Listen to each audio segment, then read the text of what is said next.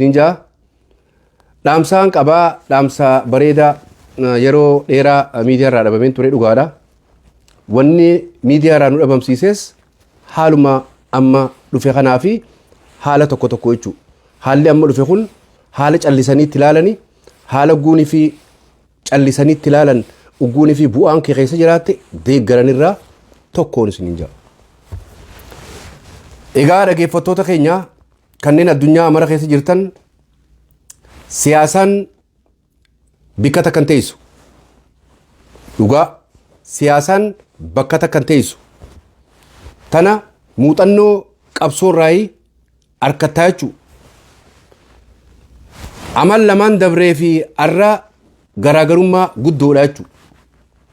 Amata afuran dabree kan gaafa wayyaanee irraa eegalii kan gaafa dargii irraa eegalii kan gaafa milikii irraa eegalii kan gaafa Hayila Sillaasee irraa eegalii siyaasaan bakka takkan teessu jijjiiramaa dhufte. Wanni bakka takka taa'u amantii tee qofa itti aansee Oromummaa fi Oromiyaa qofa tan bakka takka teessu. Ilmaan Oromoo kan addunyaa mara keessa jirtan waan Oromoof tola waan Oromiyaaf tola beekuun dirqamaa jechuudha. Diinaa fi fira keetis kan yerootii fi kan yeroon ta'in adda baafachuunis dirqamaa jechuudha. Gwaanifiin diina kee kan yerootii fi kan yeroo hin ta'in jiru adda baafadha. Siyaasaan bakka takkan teessu nuti ilmaan Oromoo kan biyya keessaa kan biyya alaa kan qabsoo biyya keessaa godhaa jiran kan qabsoo bakka biraatis godhaa jiran hundinuu nuti ilmaan Oromoo tokko abbaan keenya tokko Oromiyaan lafti teenyaas tokko. Tana beekuun barbaachisaa. Dhaamsini nan qabu obboleeyyan kiyya kan sooshaal miidiyaa fi waan adda addaa irratti dhaamsa isaanii dabarfatanii fi qabsoo ni goonna jaanii qabsoo gaarii fi qabsoo hamtuu godhaa jiran. Kanaafin dhaamsa qaba. Dhaamsi kiyya waan sii tolaa waan Oromoof tolaa beekuun barbaachisaadha. Manguddoon teenya waan jettee eeggachaa sirban baantu sirban sahin waan sii tolaa waan biyyateetiif tolaa waan Oromiyaaf tolaa waan Oromoo tolaa waan amantii teetiif tolaa gingilchitee addaan baruun barbaachisaa jechuudha jechuudha. Tanaaf waa hunda keessatti eeggachaa sirboo bikka ijjattullee laalaa ijjadhu jechuudha. Arraan tana wanni biyya keessatti deemaa jiru waa'ee Oromoo waa'ee biyya Itoophiyaa keessatti deemaa jiru haalli Oromoodhaaf gaarii na fakkaata. Namni tana hin beekne gabbee dubbachuu hin qabu. Namni tana hin beekne callisuu qaba. Tanaafuu Oromoo tiyya waan Oromoof tolaa waan Oromoof tolaa waan Oromiyaaf tolaa beekuun barbaachisaa. Namuu ni beekna garuu tana keessatti dhaamsi dubbiin arra dubbii siyaasaa garee tokko gargaaranii garee tokko faarsanii garee tokko arrabsan keessa hin jirru. Warreen kaleessa qabsoo godhaa turtan warreen kaleessa qabsoo godhaa ture kan kaleessa dogongore kanarra gama dhugaa san deebi'e maal godhu deeggaru cinaa dhaabbachuu yoo dadhabde afaan qabattee calliftee taa'uudha jechuudha. Tanaafuu haalli arraan tana deemaa jiru biyya keessatti haala bareeda. Mootummaan Abiyyi tan Dr. Abiyyi ministeerri Itoophiyaadha. Wanni inni godhaa jiru bareeda. Wanni kaleessa godhaa tures bareedaa miti. Wanni arra godhaa ture Oromoof. Wanni arra godhaa jiru haala bareeda. Mootummaan Oromiyaa wanni arra kaleessa godhaa turte nuuf warri balaaleffachaa tureef sirrii miti. Arra immoo sirriidha. Tanaaf siyaasaan bakka takkan teessu jennaa jechuudha. Dhugaa siyaasaan bakka takkan teessu nama fageessee ilaaluuf. Gaggodhattee gallaaltee yoo daawwatte mixiin ija qabdi.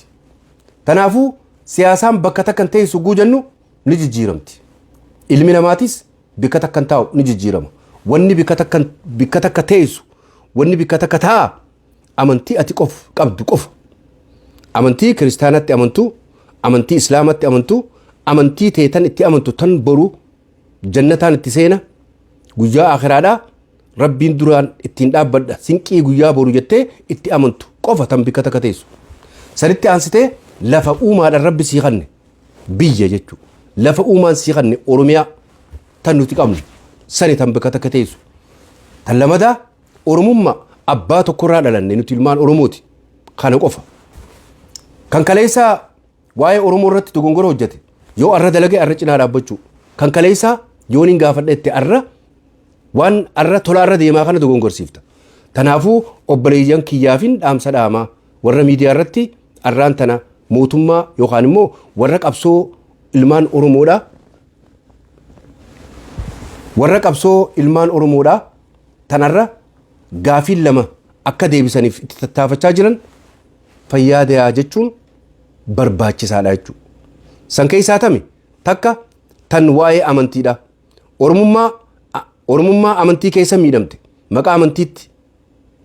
Maqaa amantii dahoo godhatanii Oromoo keessatti miidhaa turan. Oromiyaas keessa miidhaa turan. Hiddasanii buqqaa jira. Rabbi itti haafufsiisu jettee cinaa dhaabbachuun barbaachisaa. Tan lamadaati afaan keenya kan afaan keenya kifilii afurii ol dabruun qabu dubbachuu hin dandeessu. Oromiyaa jettee afaan Oromoo dubbachuu hin dandeessu. Oromiyaa jettee dubbachuu hin dandeessu. Kan kaleessa jaame san arraan tan immoo saniis bikka harkachaa jira. Rabbi itti haafufu. Rabbi itti haafufsiisu jettee dagalee taatee cinaa dhaabbachuun dirqama keeti. Waa'ee aadaa Oromoo tunis bikka harkachaa jirti. Aadaa fi afaan walitti tokko. Obboleeyyan kiyya. Kanaafuu namni tokko yookaan immoo sabni tokko waa sadiin sabata. Saba jechuun waa sadiin nation yookaan immoo saba jechuun namni sabummaa guutu waa sadiin tokkoffaa biyya rabbiin uumaadhaan sii kanne qabaachuu biyya qabaachuu. Kan lamadaa afaan ittiin dubbattu afaan kee qabaachuu. San sadaffaa aadaa qabaachuu. Sadeen kana yoon qabaanne sadeen kana keessaa tokko yoon qabaanne ati sabummaan guutu. Amantiin angafa kanarraati. Amantiin angafa waan kanaa oliiti. Amantii aadamirraa dhaalle. Amantiin teenya waa hunda keenya caalti. Garuu saba tokko taatee jiraachuuf waa sadeen kana qabaachuun dirqamaachuu. Waa sadeen kana keessaa waa meeqa dhabne? Afaan dhabne, aadaa dhabne, biyya dhabne. Sadeenuu dhabneeti biyya dhablee, afaan dhablee, aadaa dhablee taanee jiraachuu. Sana keessaa lama arraan tana. Afaan keenya akkasumatti aadaa teenya takkuma akkasumatti amantii teenya Oromiyaa ja'amtu tanaas irra carraaqaa waan jiraniif waan ammaa tana waan ammaa laallee deeggaruun barbaachisaa. Waan kaleessaa yoo kakaafnu taate waan ammaa kanaaf badaa jennaa jechuudha. Kanaafuu warreen dogongora dubbattan dogongorri maali? Fakkeenyaaf Injiinar Taakkala Uumaa balaaleffachaa turan. Oromoon siyaasaa beene jettu miidiyaa irratti balaaleffachaa turan. Yookaan immoo warreen kaleessaa nu gabroomse kan isarraa hijaa himatan osoo hin ta'in Oromummaa irraa hijaa himatuuf maqaa Oromootiin itti bobba'an. Malee Oromoos miidhee jira, sabaaf sablammiis miidhee jira, ja'aniitii miti kan isaan isarra bobba'an. Tana Oromoon beekuu qabdi. Dhugatti Taakkala Uumaa tolaas dalage, badiis dalage. Yeroo ammaan tana ammoo badii inni kaleessa dalage san laaluu hin qabnu. Waan biyya keessaa deemaa jirtu tana laaluun qabsoo biyya keessaa deemaa jirtu tan warreen kaleessa abaaboo teenya fixee Oromiyaa akka Oromoon taane, Oromoon akka afaan isaatiin hin dubbanne, Oromoon amantii isaatiin akka hin duullanne yookaan ammoo amantii isaatiin akka sossoone warri godhaa turan irra bobba'anii jechuudha. Kanaafuu inni Oromoodha. Oromoo taatee eegatti amante diinni tokko ogguunii fi diinni kaleessa abaaboo teenya fixee arraan tanatti bobbee badii inni kaleessa Oromoo fi sabaa fi sablammii irra godhe laaluun qabdu Oromummaa isaa sallaaltee diina kaleessa Oromoo fixaa turee fi arraan tanallee tumsa nu godhatee isarra bobba'u kana garagaltee ija bitaatiin ija mirgaatiin fuula duraa fi ibbooda laaltee irraa guusuun cinaa dhaabbachuun barbaachisaa. Warreen isarra bobbaatan akka waan kalee ilaaltanuu waan kalee duraa ilaaltanuu isarra bobba'uun dogongora jennee fudhannaa jechuudha. Akkasuma siyaasaa amma deemtu tan biyya keessaa deemtu gaafii uummata Oromoodhaa tan deebi'aa jirtu lamaan afaan Oromooti jecha afaan Oromoo dubbachuu jecha biyyuma teenya irratti handhuura Oromiyaa Finfinnee irratti afaan Oromoo akka dubbatan mana barnootaa keessatti afaan Oromoo akka kannamu mana barnootaa keessa jechuudhaan nyak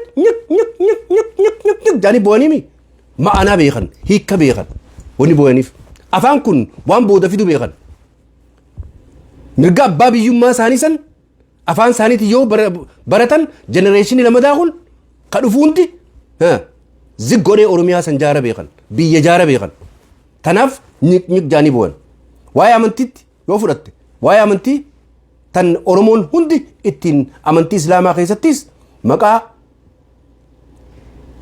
sirna dabreetiin cunqurfamaa turre jechuudha ka amantittis ka amantii Islaamaa ka amantii Kiristaanaa Oromoon Kiristaanaatis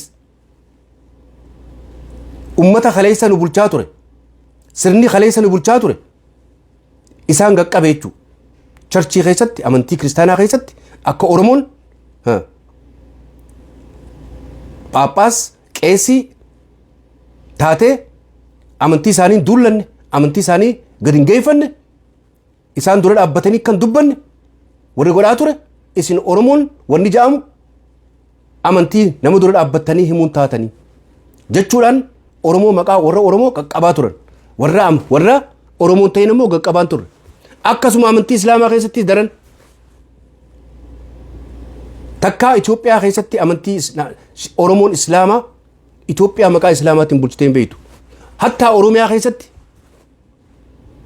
bulchitee hin beektu akkuma ja'amaa jiru kana tanarra warri kaleessa wallaaleetu arra gabbeenuu himaa jechuudha nuti dur beeyna joollummaarra beeyna tana itti nu guddisan qabsoo keessa guddanne handhuura qabsoo keessa guddanne handhuutti qabsoo Oromoodhaa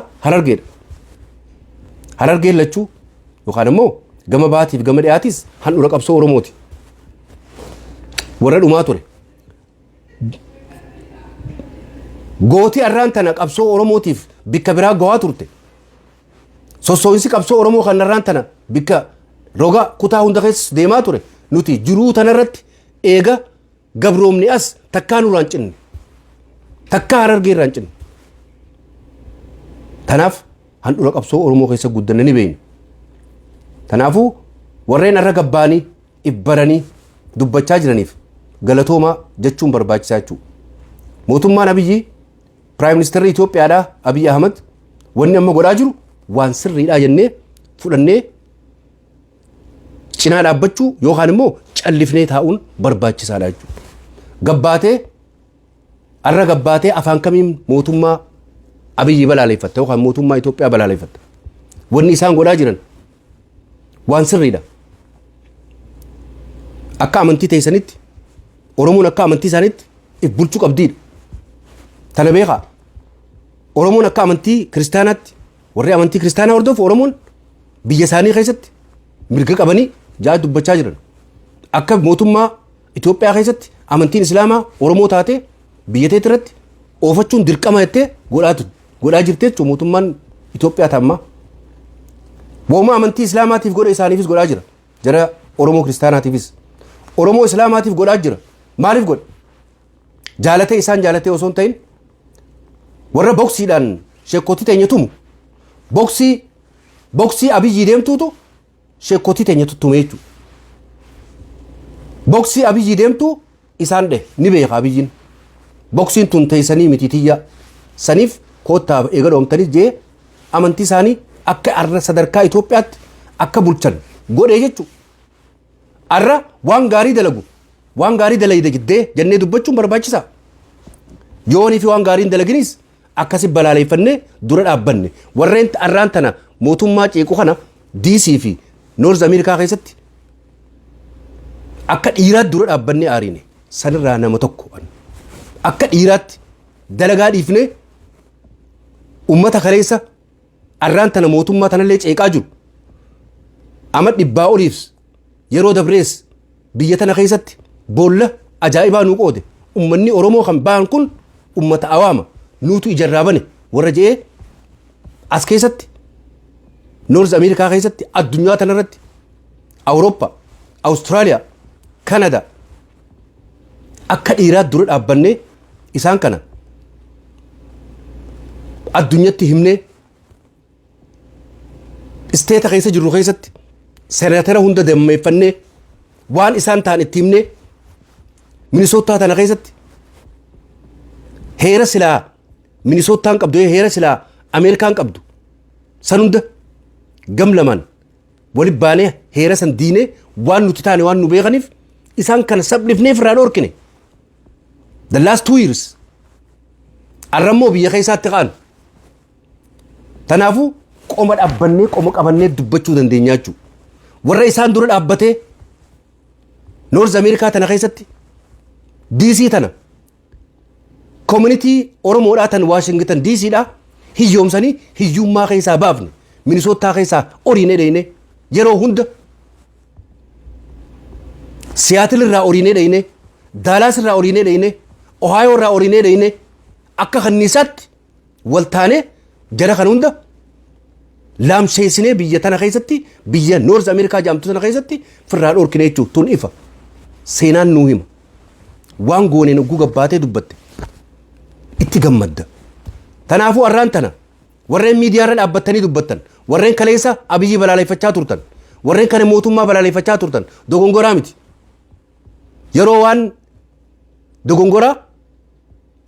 dogongora jettee itti himu yeroo dogongoran ta'in sirri godhaa jirtettee itti himu cinaa dhaabbachuu barbaachisaa jechuu maaliif diinni arra Abiyyi mootummaa Itoophiyaa Prime Minister Abiyyi Ahmadiin waliin harkaa wal qaban isaan qofaaf osoo hin deemin osoo hin ta'in Oromoo sirna kaleessanitti dabarsuun Oromoo akka sirna kaleessanitti deebisuu barbaadanii jechuudha. Tanaafuu arra dubbiin U-turn taatee jirti. Osuma of dura deemtu osuma karaa achiin dhageettu achiin taane deebee jettee if booda deebi'u jechuudha. U-turn jechuudha. Sanaafuu mootummaan U-turn goote tan fuula duraa Allahu aalam tan ammaa immoo laallee garra.